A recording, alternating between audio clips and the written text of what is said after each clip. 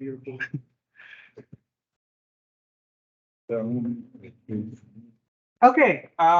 good afternoon, everyone. Today, I'll be giving you guys a very brief introduction to geospatial data analysis, and I'll be giving you some tips for your group project on how to do hotspot discovery, hotspot analysis, and things like that.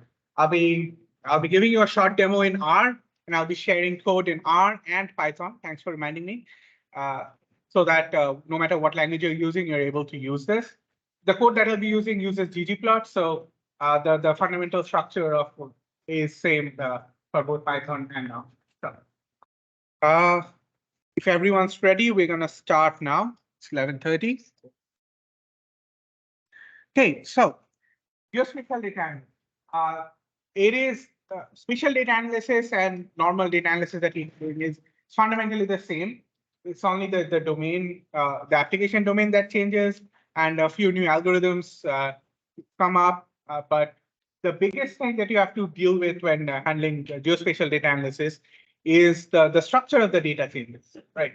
Instead of having just textual data, what you have is a compendium of textual data, of like normal string and textual data that formats into larger structures within the data.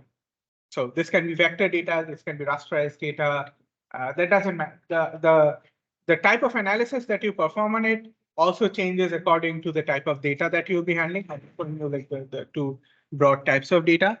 But first, let's look at like what do we use it for? Like geospatial data analysis. What is it used? So the biggest example of like the easiest example is weather. Like when you see your the cloud cover, the cold front moving in, the cold front moving out, all of that comes through, like all of meteorology relies on geospatial data. It relies on satellite data analysis, it relies on radar buoys, it relies on aircraft, lidar, weather stations scattered all around the country. All of them like converge into geospatial data. And that's what we analyze, and that's what we use to figure out like all kinds of stuff. So like I said, geospatial data is any data that contains information about Earth, here I say Earth surface. It doesn't have to be Earth surface. My research also focuses on the surface of the moon or the surface of Mars. Any kind of terrestrial body, any kind of terrestrial system with a coordinate system that is based on a spherical body, essentially uses fundamentals of geospatial data.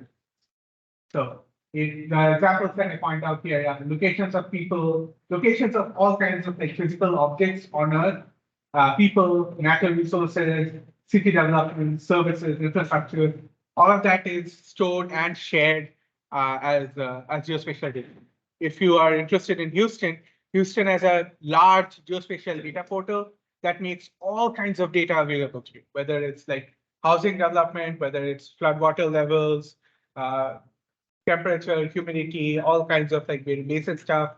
All of that is made available through Houston's open data platform, and you can open it up and look at it. So, the second layer of data that comes from like the actual existing objects is very distributed items.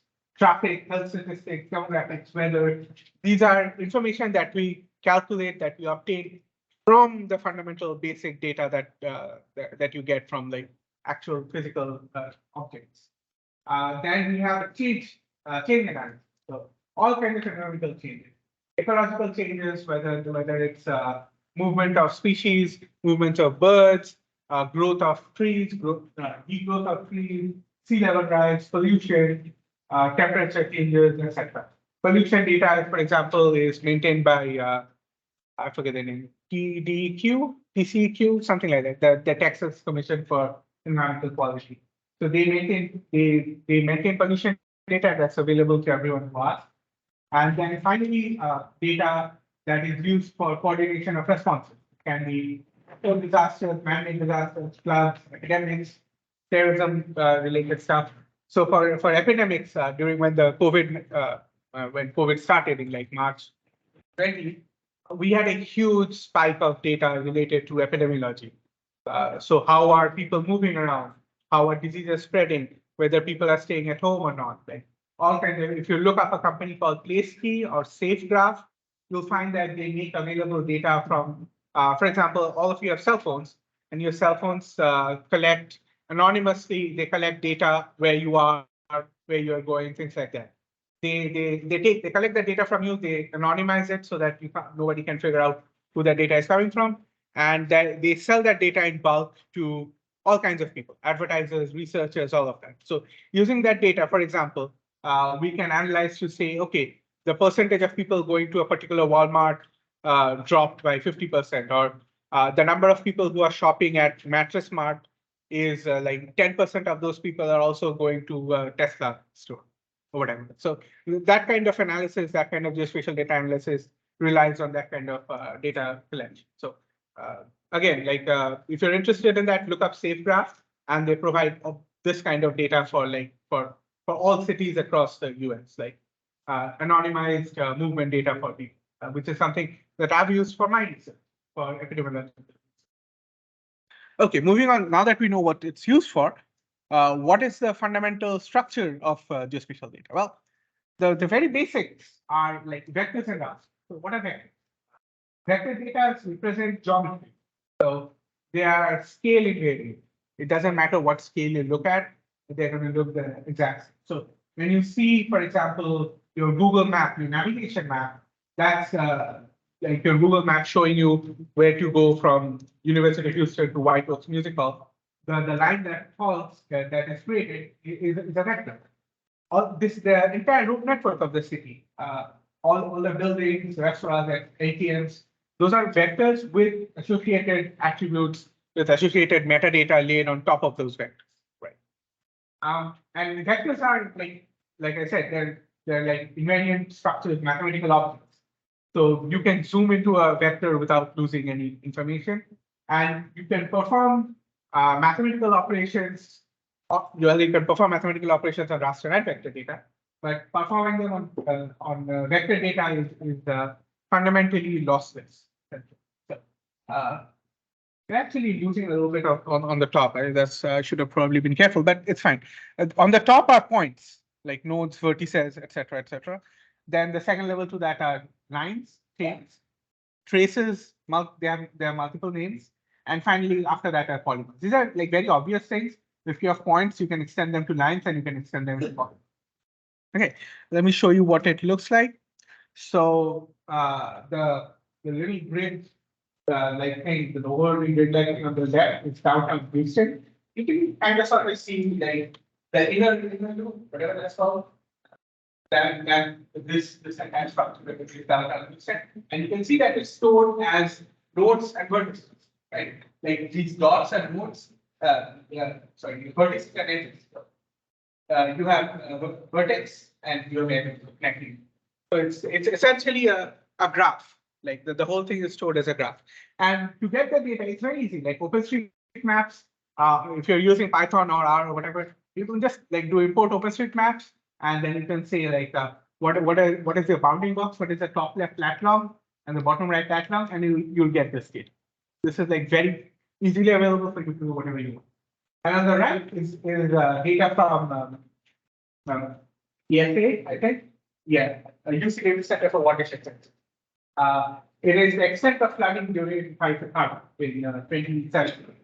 So again, these are polygons that are overlaid on top of OpenStreetMaps.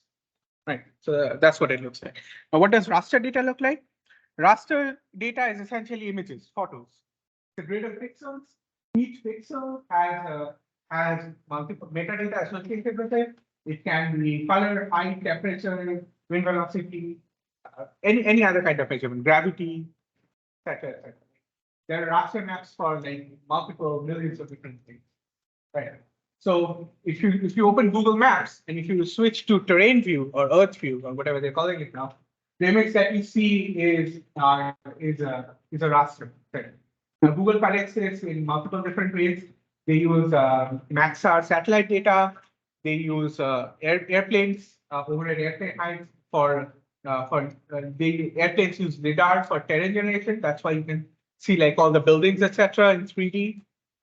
Like all of those, like whenever the satellites take pictures, each pixel that comes back to the satellite, each pixel has information coded within it. Each beam of light that comes back and hits the sensor. So that's how rasters are created essentially. So if you have infrared sensors, if you have multispectral sensors, gives you more and more information through the satellite data. You can find out what's like if you use, for example, radar or not radar or SAR data, then you can find out what's below the ground as well, because some of those higher wavelength light beams go much deeper into the ground than like our surface level, our visual image. So they can you can use that for like mining purposes to figure out what kind of minerals are within the ground, etc. etc. So the example that I'm showing comes from the satellite GOES GeoES-16. I think we're up to GOES 20 by now. So they are a permanent weather satellite. So what all they are doing is they are constantly monitoring the surface of the Earth, and they're giving images like this constantly. So, and they're freely available. You go to rambeat.cira.edu.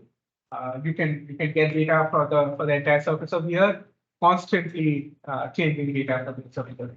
So what you're seeing here is valley fog in New England. The white spots is fog that has appeared like late at night, early in the morning, and then it's burning away when the sun comes.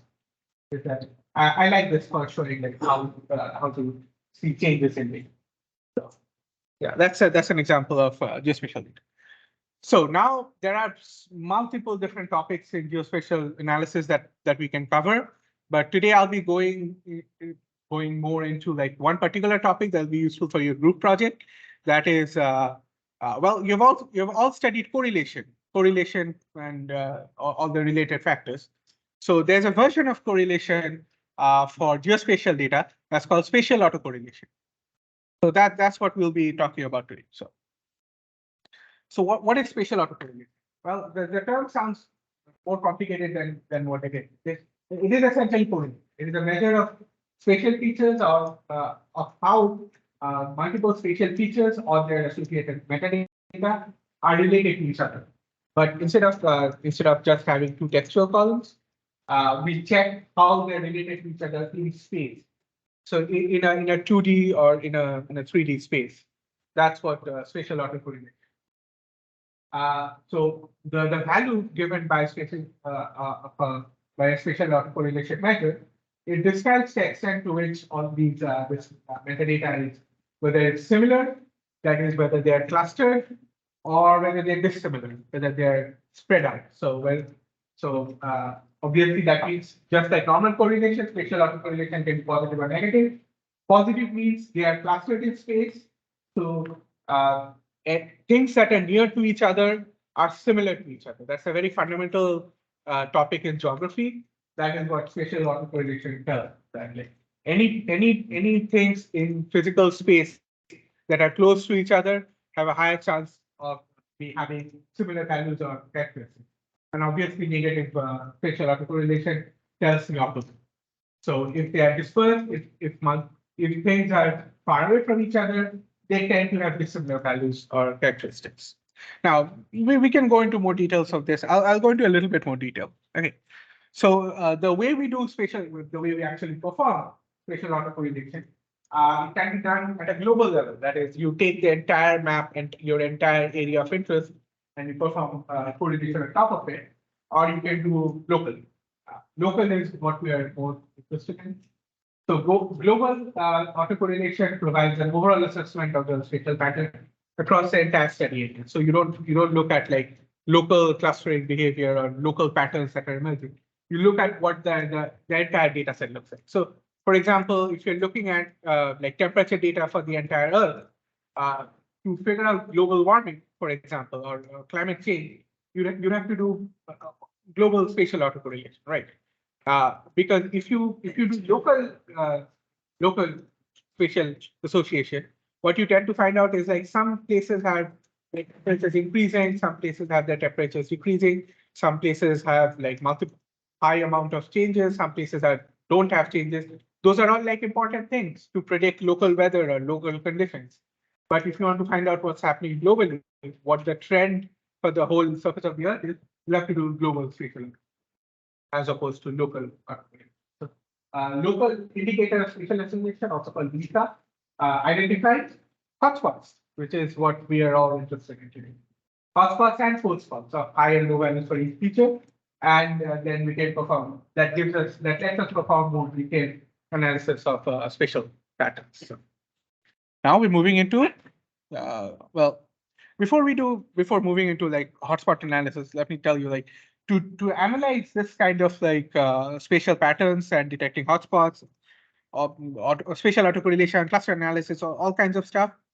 There are lots of like you have all done k-means and db scans and all kinds of algorithms. For spatial autocorrelation, there's also spatial clustering. There's also lots of algorithms. So the easiest is called NNI, nearest neighbor index, which is calculated by comparing the distribution of events against an expected random distribution. So you see however the points are distributed. For example, in your group project from the sun, so by default you assume that the points would be equally distributed across the entire surface of the sun. Right, but that's not what's happening. You have clusters in the middle. You have clusters forming in different months, in different batches, etc., etc. So NNI is an index that helps you compare these things.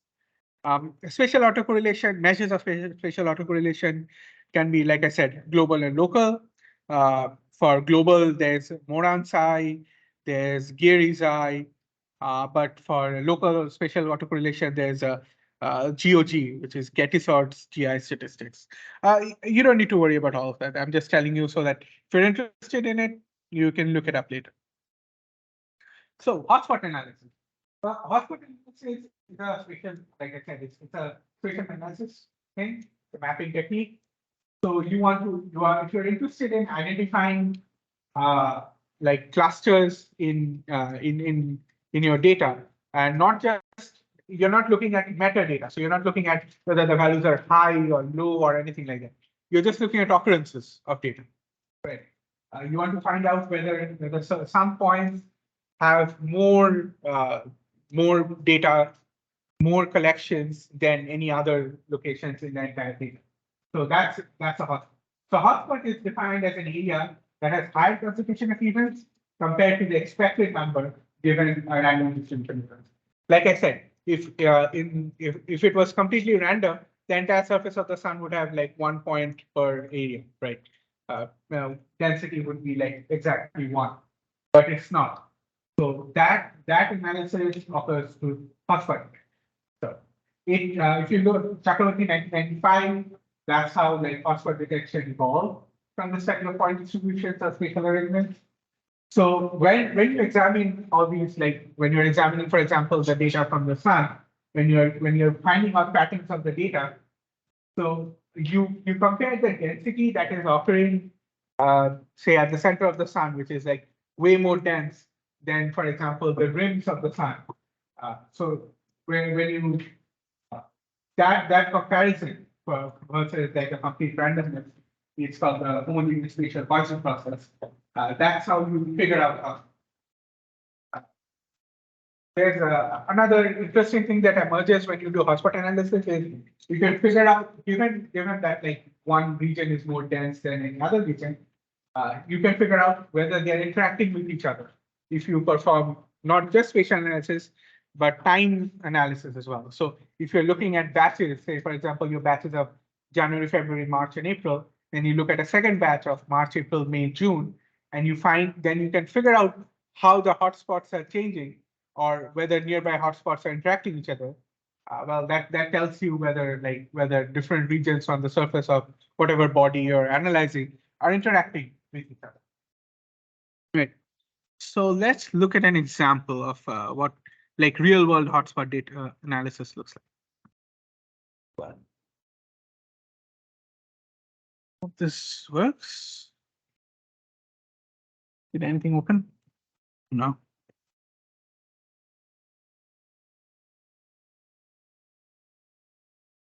Okay. Please click. No, I don't trust them. Verification.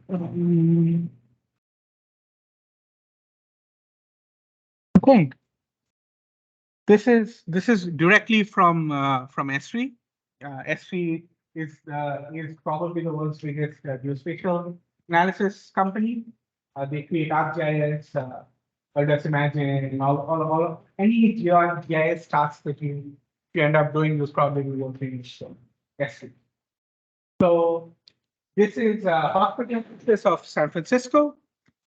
I wish I could see the thing here as well, just so that it's easier for me to zoom in.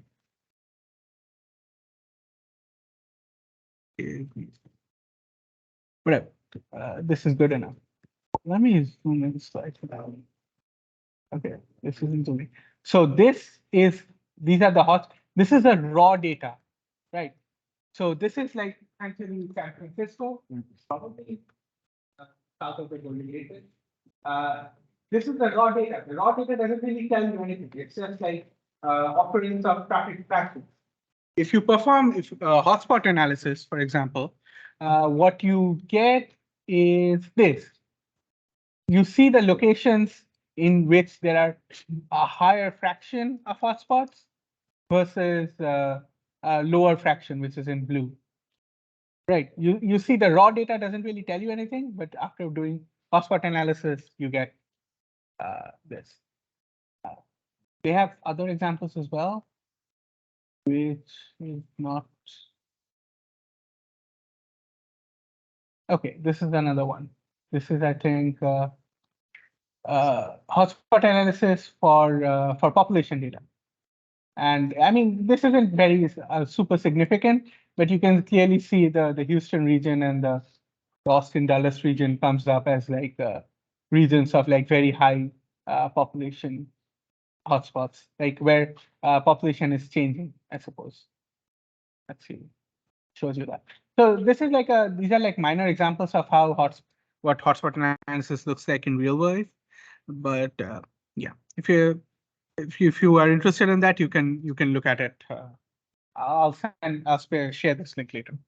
So for your group project, what are you going to do for your hotspot analysis? Okay, look at the steps for basic hotspot. First two steps we have already done for you. You identify a data set, you identify the base.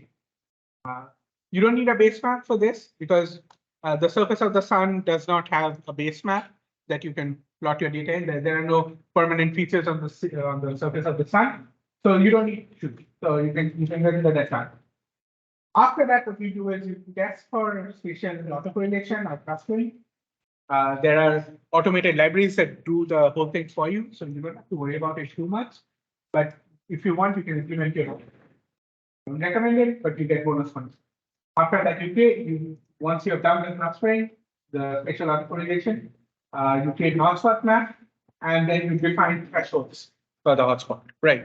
These thresholds essentially tell you whether it's high, low, medium.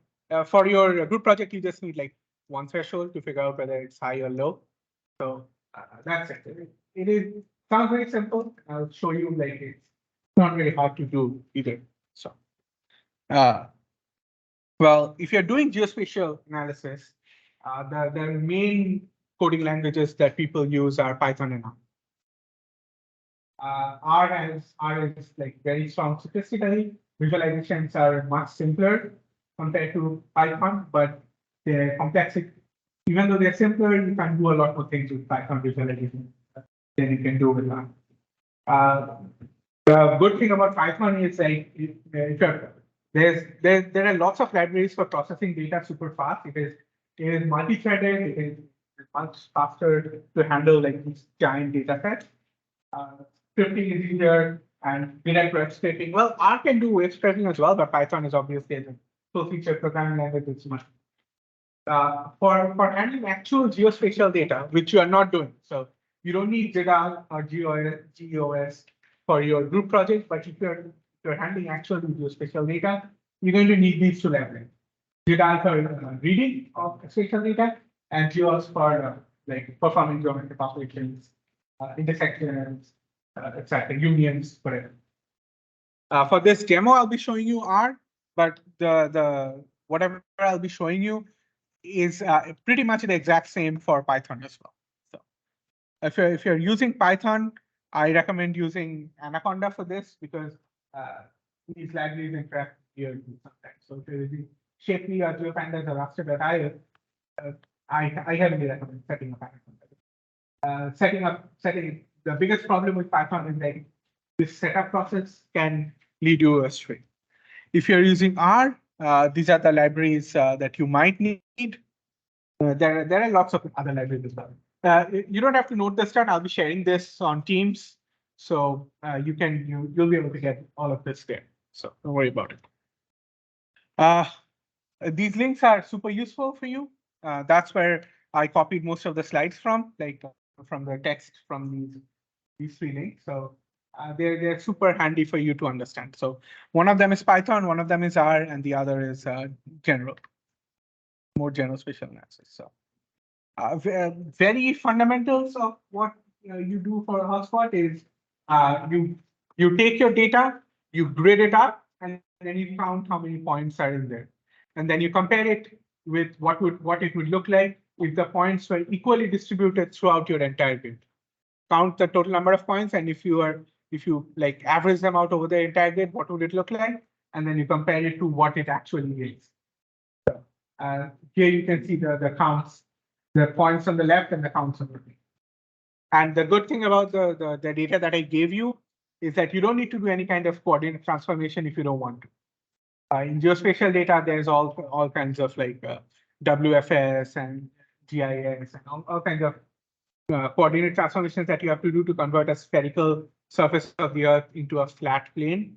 But for this group project, you don't need to do any of that, so you don't have to worry about it. So I will be showing you a very simple demo using collected data. Now, the problem I had trying to show you this is that all hotspot discovery data, all hotspot analysis data that I could find online and that I've personally used are geospatial data, so they are shape files.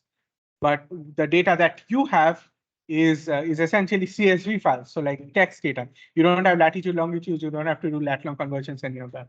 So what I used is essentially an artificial data set for you to show you.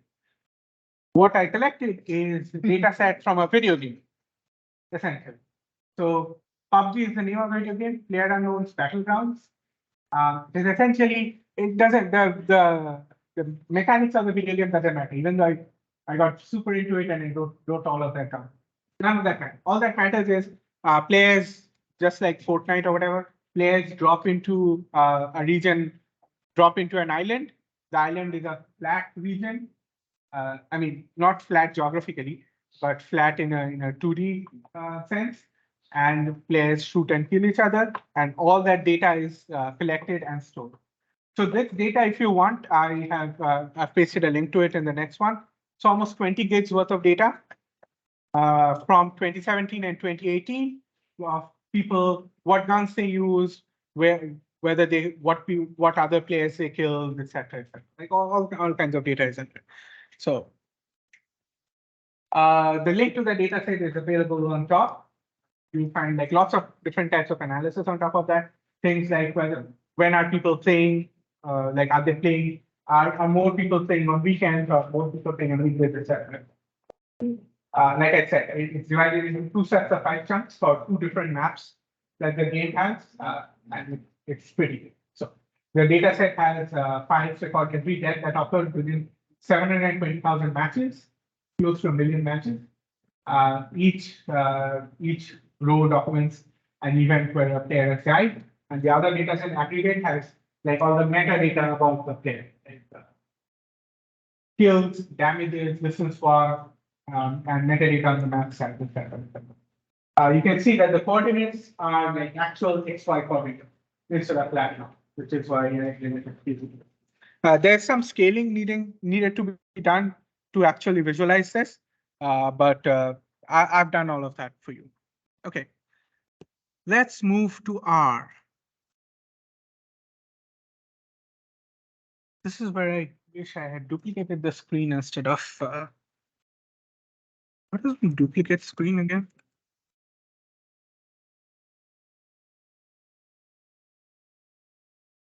Okay, duplicate. Okay, cool. So this is all kinds of data analysis has been done. Let me show you what the data itself actually looks like, so you understand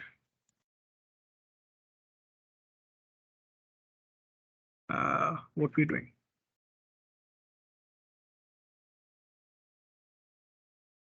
Probably shouldn't have done that. Oh my God. Okay, you know what? It doesn't matter. I'm not going to open a 20 gig data set right now. So let's see. Yeah, okay. So this is what the data set. Oh my God, what are you even seeing?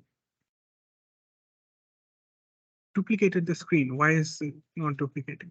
Yeah. So this is what the data actually looks like. Uh, Give me a second to duplicate. This is super annoying.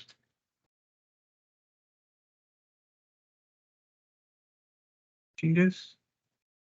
Yes. Okay. Thank God. So the one of the data set is just like the player who killed and their XY coordinates, etc., etc. Like victim XY coordinates and player XY coordinates, right? This is what all of this data looks like for different maps. It also has things like how much distance they walked, what damages they did. So what we are interested in is essentially the XY coordinates of the people when they died, etc., etc., and things like, and that's what we use for our analysis. So let's look at, for example, let me just quickly show you what the maps look like, just so that once I so these are what the maps look like, the two maps for the games. So the hotspots we're going to find are going to be overlaid on top of this. All right. So so the first thing we need to figure out, like what we need to understand when to show where the most people are dying or where most people are, we need to do some basic analysis first. So the first thing we do is we try to figure out when are people dying in the game. Uh, so most of them are dying within the first 500 seconds. So that's where we focus our analysis on. So we do this for two different maps as well. It remains the same. So most people are dying within the first 500 seconds. So once we have done that, let's look at where our, so this is the first thing. This will take a little bit of time because the map is kind of big. And the analysis that we're doing is also kind of big. These work. I'll explain what I'm doing once the map comes up, if it comes up. Please come up. Okay, it works. Okay, that's good. Ignore how weird it looks. So, well, what we have done here is it's very simple. We're trying to figure out where are people landing once the game starts. So, background, a plane flies on top of the map, planes jump off, and they land on the various different spots. So now, looking at this, you can tell like this smaller island region and that central island region is where most people are dropping in the game, and very much fewer people are dropping in other regions. Now, the color scheme tells you like high to low. In your case, you instead of using this sliding scale, you'll be cutting it in half. You have to figure out like a good midpoint for this value, and then you cut it in half. And some regions, say for example, in this case, where the level is 1 minus 6, so 10 to the power of minus 6, you cut that off, and you anything above that would be high, anything below that would be low. So that's how you would cut it off.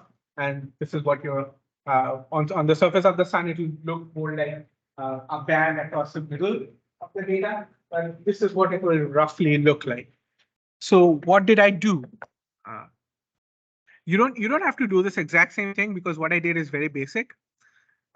So wait, what is the zoom shortcut for R again? Oh, control equals. Who remembers control equals?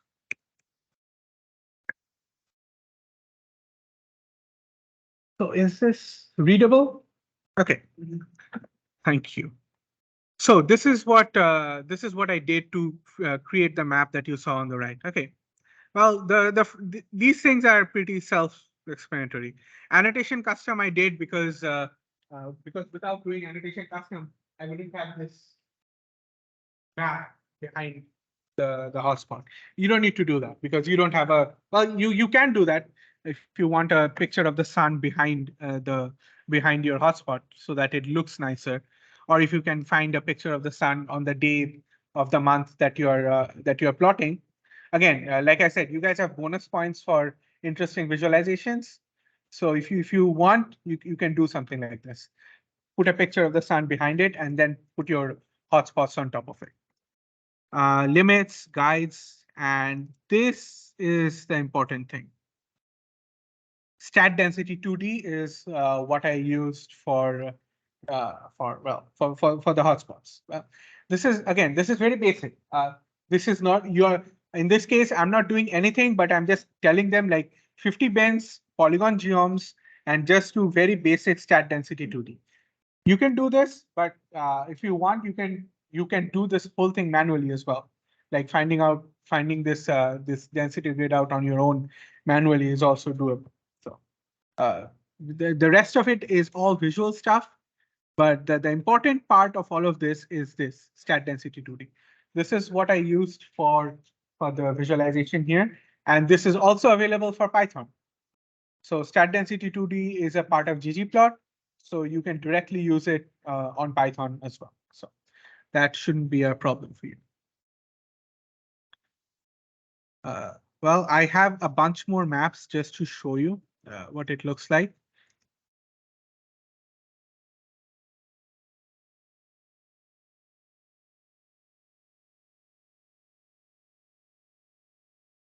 Being hotspot.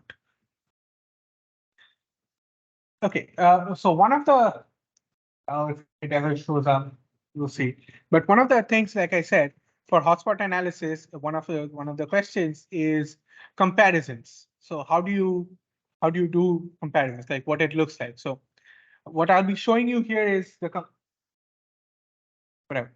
What I'll be showing you is manually comparing two different hotspot visualizations from this data set. But you will have to, for your batches, for example, for task 1 and task 2 in group project, you'll be comparing 2004 and 5 to 2015 and 16, right? So that you'll have to figure out a way to do automatically what I'll be showing you to do manually. Oh God. Oh no.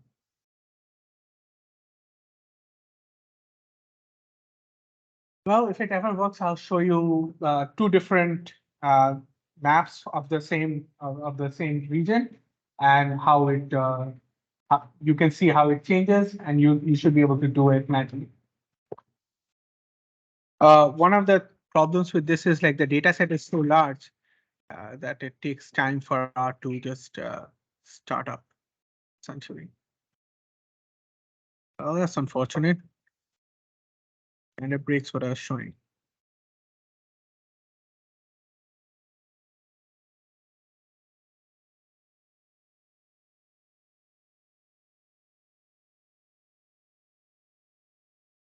Well, if it doesn't come back up, well, this was supposed to be the final thing I showed you.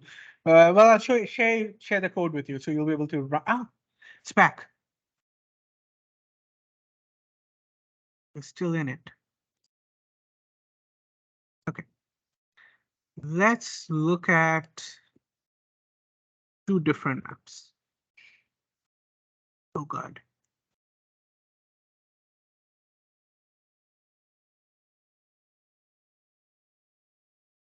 Give me a second.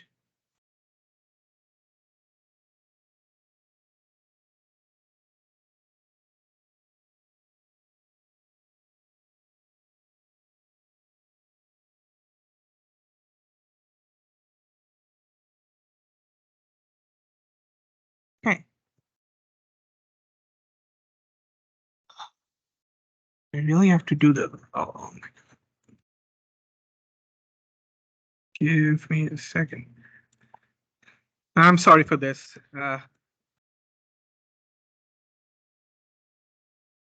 Sometimes it's just too much data.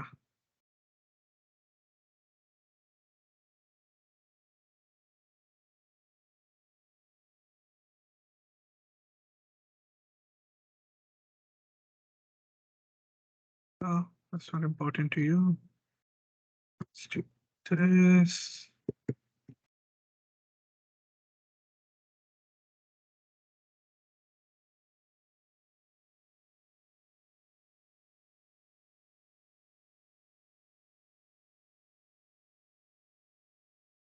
Please, comes.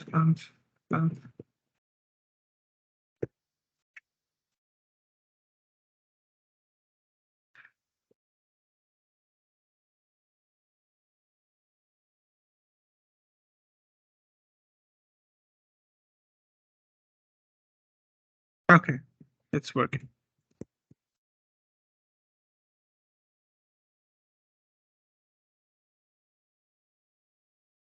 Okay, let's look at two different maps.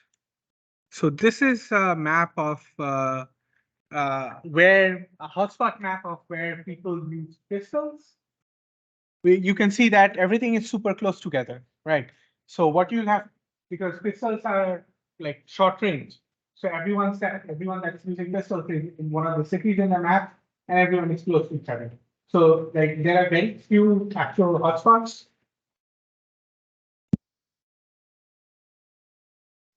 Right, content.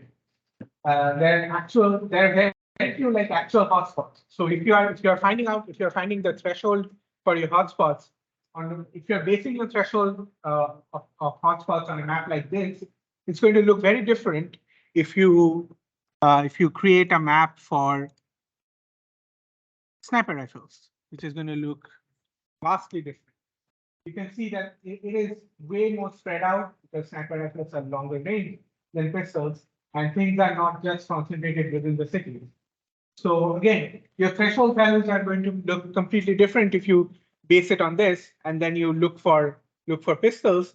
Then like nothing, everything is going to fall in one of the two bins of your threshold.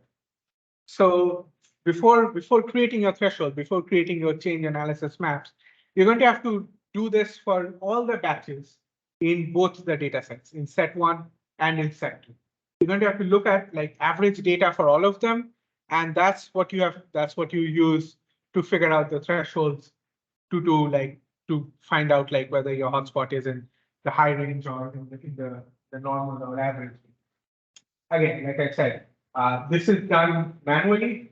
Uh, you can do it manually because the total amount of batches you have isn't that high. You can do it manually if you want, but I would recommend figuring out a way of creating a map like this and uh, doing your analysis automatically, essentially, like running this thing multiple times for all the different batches and then figuring out what the thresholds are, cutting them off, and instead of having this level map, it'll be easier for you. You'll just have like two colors showing high and showing low. So like I said, I will be making this available. I won't be giving you the data. I'm not sharing 20 gigs worth of data. You'll have to download that on your own. You'll find that the data is like on Kaggle, once it's zipped up, it's much smaller because it's a lot of repeated textual data, which compresses very well. So this 20 gig compresses down to like 2 gigs or something. So you should be able to download the data and play around with what I've given you. There's a lot more. There's a lot more analysis in the R script that I'm going to give you than just this. But yeah, if you're interested, this is what like general hotspots look like. That density 2E is actually using this Yes, it is using KDE. Yeah. Let me show you. Let's open this. Control C.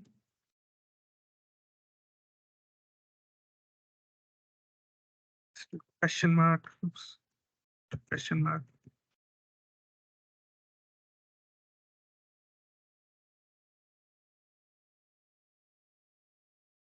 So this is what it is doing. Contours of a 2D density estimation. The other problem is the visualization of the hotspot is beautiful, but it's like you change analysis, then you want to compare the hotspots between the different peers.